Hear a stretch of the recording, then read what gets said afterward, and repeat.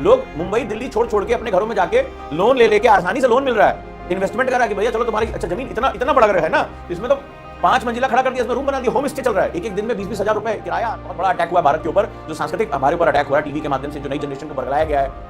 लेकिन डीएनए में जो चीज होती है वो हमेशा मेमोरी में लौट रहा है। आज यूथ भले चाहे डिस्को में जाके भजन बजा रहा हो, लेकिन वो बजा रहा है, वो आज डिस्को कर रहा है भजन के नाम पे, लेकिन वो हिप्पी कल्चर जो है लौट रहा है, लेकिन वो मूल तत्वों से अलग नहीं जा रहा है। वो हमारा डीएनए है और आप अपने डीएनए पे लौटते हो। हो चुका है कि यूरोपियन जो है भारतीय अरब जो है भारत के साथ जब व्यापार करते थे, अरब भारत से सब कुछ लेकर गए, ज्ञान परंपरा सब कुछ आयुर्वेद, और अरब से लिया यूरोपियंस ने, यूरोपियंस ने उसको मॉडिफाइड किया, अपना बना के भारत के ऊपर ही लाद दिया, हमें काट दिया। सबसे बड़ा रेवेन्यू आ रहा है काशी विश्वनाथ कॉरिडोर और अयोध्या से। तो ये बताओ, जो वहां पर व्यापार बढ़ रहा है, इन्वेस्टमेंट बढ़ रहा है, भारत में सांस्कृतिक, इसको मैंने एक नाम दिया था क्लास में, सार्थिक। भारत का जो इकोनॉमिक मॉडल है वो सार्थिक का मॉडल है। सार्थिक, सार्थिक मतलब सांस्कृतिक आर्थिक मॉडल। देखो हम इस देश में रह रहे हैं तो इस देश की विरासत को समझेंगे ना। जैसे सऊदी अरेबिया अपनी विरासत को समझता है, अपनी चीजों को समझता है, वैसे हमारे लिए हमारी विरासत इंपॉर्टेंट है। तो हमारा जो मॉडल है, मैंने इसको नाम दिया था सार्थिक, सांस्कृतिक आर्थिक मॉडल है। भारत का प्योर इकोनॉमिक मॉडल नहीं, हम एक्चुअली कल्चर से इकोनॉमी को लेकर चलते हैं। और प्राचीन समय में इसीलिए आपने देखा कि मंदिरों को हम बिल्कुल क्या मानते थे, सेंटर ऑफ सेटलमेंट मानते थे। मंदिर हमारे लिए सिर्फ आराधना की वस्तु नहीं थी, जो है वो जगह नहीं थी, वो साथ ही साथ क्या था, वो आर्थिक केंद्र भी हुआ करते थे, वो सांस्कृतिक शैक्षिक केंद्र हुआ करते थे। सभी गुरुकुल जो थे वो किससे एसोसिएटेड थे, टेंपल से एसोसिएटेड थे। राजा अपना पैसा कहां रखता था, टेंपल्स में रखता था।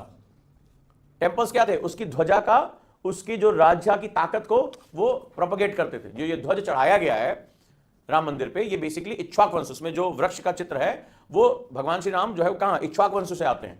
तो ये जो वंश था, जो वंशावली है, उसका सिंबल हुआ करता था। इसीलिए आपने पुराने समय में जब भी आपने पढ़ा होगा, चाहे चोल पढ़े, चाहे दक्षिण भारत के मंदिर पढ़े, सभी राजा क्या हुआ, मंदिरों का निर्माण करवाते थे। और बहुत ही उत्तम वास्तुशैली, जो आप नागर, वासर, द्रविडियन पढ़ते हैं, ये सारी वास्तुशैली भारत में विकसित हुई। तो ये सिर्फ मामला केवल धार्मिक नहीं था, भारत की जो कोर वैल्यू थी वो सार्थिक थी। सार्थिक, सांस्कृतिक, आर्थिक। मेरे एक स्टूडेंट को ये नाम मुझे उसने रिमाइंड कराया कि सर आपने ये क्लास में पढ़ाया था तमिलनाडु की क्लास में, और ये नाम आपने दिया था, और यही मेरा रिसर्च भी है कि भारत का जो मुख्य पार्ट रहा है वो सार्थिक रहा है, सांस्कृतिक, आर्थिक। अब जरा मुझे बताओ, काशी विश्वनाथ कॉरिडोर और अयोध्या से, अयोध्या में आज ये हालत है कि इन्वेस्टमेंट के लिए लोग लाइन लगाए खड़े हैं कि हम निवेश करना चाह रहे हैं। तो ये बताओ वहां पे समस्त जनता को इसका लाभ हो रहा है कि नहीं हो रहा है? इकोनॉमी कुछ नहीं पूछती, जाति धर्म कुछ। जो ई रिक्शा चला रहे हैं या जो वहां पे चाय की दुकानें हैं, वहां पे मेरे पिताजी भी आए, जब मुलाकात हुई 1-1.5 हफ्ते पहले, तो वो बता रहे थे कि वहां पर एक ढाबा हुआ करता था बहुत पहले, क्योंकि ज्यादा लोग जाते नहीं थे, तो ढाबा बहुत पुराना था, लेकिन वो झोपड़ी टाइप का बना रखा था, वो पकौड़ी बहुत अच्छी बनाता है। अभी पापा जो है जब आए लखनऊ में, जब गया था तो जब उनसे मुलाकात हुई तो आए घर से, तो रास्ते में हमारे अयोध्या पड़ता है, तो उन्होंने कहा भाई साहब वो ढाबा पहचान में नहीं आ रहा है, वो 5 स्टार होटल जैसा हो गया, इतना बड़ा कर लिया उसको, और सैकड़ों कारीगर वहां काम कर रहे हैं। होम स्टे, एक दिन में 10-10, 20-20 हजार रुपए होम स्टे। अब ये बताओ, ढाबे पे काम करने वाले केवल एक ही धर्म के हैं, चाय बेचने वाले, ई रिक्शा वाले। वो बता रहे हैं पहले वाकई में वो सड़क किनारे कई बार ना, वो रोडवेज वाली बस जब लखनऊ से जब आप गोरखपुर जाते तो रोक देते थे, तो वो छोटा सा ढाबा हुआ करता था। अभी वो इतना फेमस हो चुका, इतनी भीड़, मतलब बता रहे हैं कि कम से कम 150-200 तो वेटर होंगे उसके पास। बोले हवेली जैसा बना दिया उसको, निवेश आ गया उसमें। तो ये बताओ, जो पूरे फैजाबाद की इकोनॉमी वो बढ़ी कि नहीं बढ़ी? पूरी यूपी की इकोनॉमी 10%, 15% बढ़ गई उसकी वजह से। पूरी दुनिया से लोग आ रहे हैं। तो ये बताओ, भारत में आर्थिक प्रगति जरूरी है कि नहीं जरूरी है?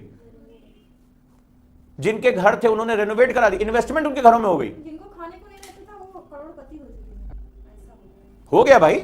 लोग मुंबई दिल्ली छोड़ छोड़ के अपने घरों में जाके लोन ले लेके, आसानी से लोन मिल रहा है, इन्वेस्टमेंट कर रहा है कि भैया चलो तुम्हारी अच्छा जमीन इतना इतना बड़ा घर है ना, तो इसमें तो 5 मंजिला खड़ा कर दिया, इसमें रूम बना दिया, होम स्टे चल रहा है, एक दिन में 20-20 हजार रुपए किराया आ रहा है, एक दिन में। एक से एक मैरिज हॉल, एक से एक होटल, मैं तो देख के दंग रह गया, वो एकदम उजड़ा इलाका था। तो भारत की शक्ति क्या है? सार्थिक है, सांस्कृतिक, आर्थिक। और इन लोगों ने इस चीज को पहचान लिया कि भारत अमेरिका से अलग है। ये जो अमेरिका से पढ़ के आए थे ना, ये कभी भारत को नहीं पहचान पाए कि हम भारतीय अपनी जड़ों से जुड़े हुए लोग हैं, हम लोग गॉड फियरिंग पीपल हैं।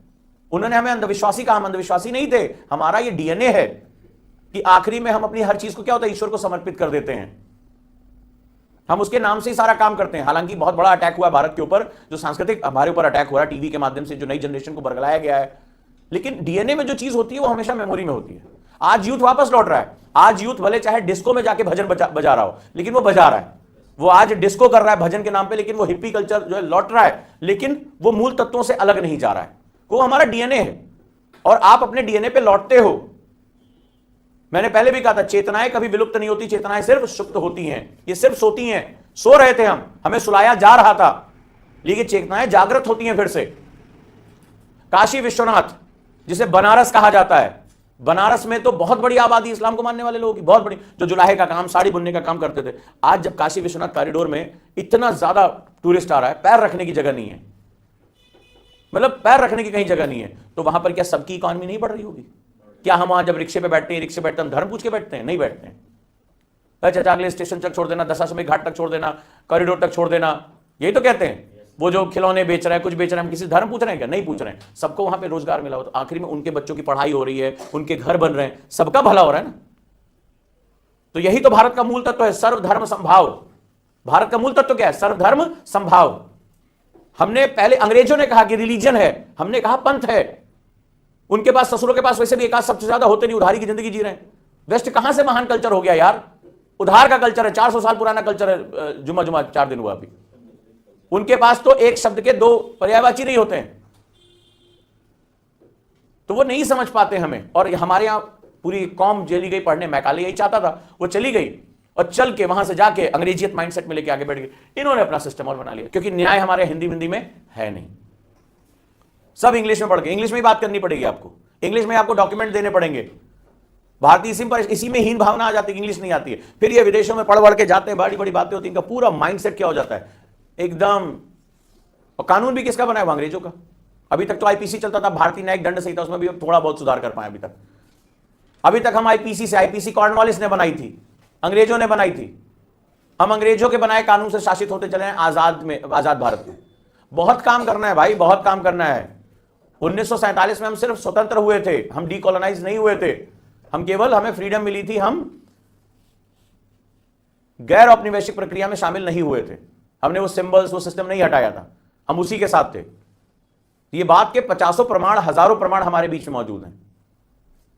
और ये ऐसे ऐसे लोग हुए जो भारत, भारतीयता, भारतीय मूल्य, इनको बहुत ही हीन भावना के साथ देखने वाले थे। इनको हीन भावना से देखने वाले थे। टेक्स्ट बुक्स चेंज की गई, हमें बताया गया था हमारे पास कुछ नहीं है। अरे भाई 50 प्रमाण मौजूद हैं, कुछ नहीं का क्या मतलब है बताओ तुम जरा।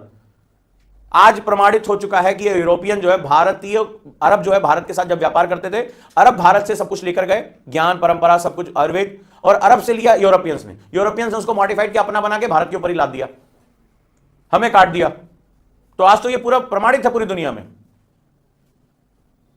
हम कंफ्यूज हो गए कि हम कहां जाएं, क्या करें। तो बहुत सही बात कही है प्रधानमंत्री ने कि जब तक हमारी राष्ट्रीय चेतना और सांस्कृतिक चेतना जागृत नहीं होगी, तब तक हमारा कुछ नहीं होगा।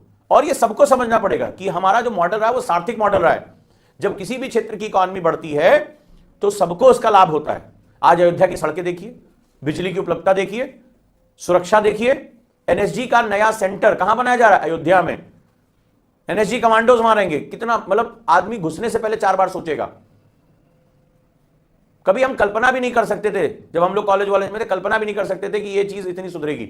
आज एकदम हरियाली से भरा हुआ है, आज एकदम डेवलपमेंट वर्क है। अंदर जो पतली पतली गलियां होती ना, धूल उड़ती थी, एकदम ऐसा लग रहा है कि वहां फॉरेन से आए हुए लैंप पोस्ट और पता नहीं क्या क्या इतना सुंदर बना दिया उसको, आश्चर्य होता है। तो निवेश आ रहा है ना उसके पीछे पीछे।